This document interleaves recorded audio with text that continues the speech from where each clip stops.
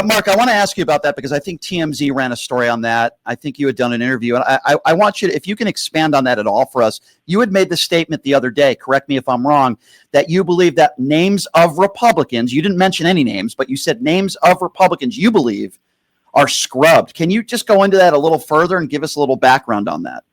Okay, first, understand that a lot of people don't believe Jeffrey committed suicide. And I've been getting a lot of information from a lot of interested people who seem to know what they're doing and in positions to know what they're talking about.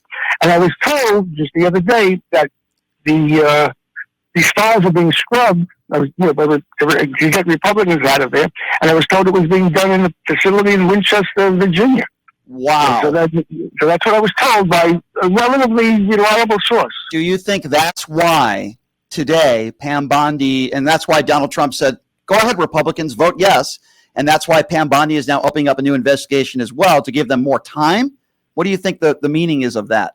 No, I think that's a good guess. I don't like speculating. Right. People have heard me before. I don't like to speculate. Right. But that makes sense. Yeah.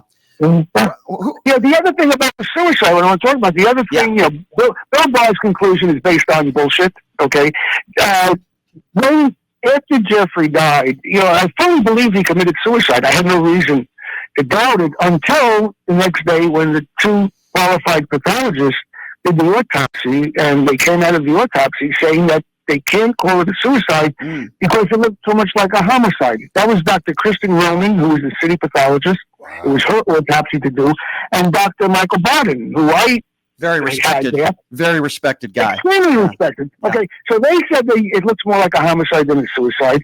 Yeah. And then a few days later, sort of in conjunction with Bill Barr's statement, Barbara Sampson, who was the then chief medical examiner, she calls it a suicide. Now, first of all, the fact that it was originally undetermined and it looked more like a homicide, that does not appear in the Justice Department report.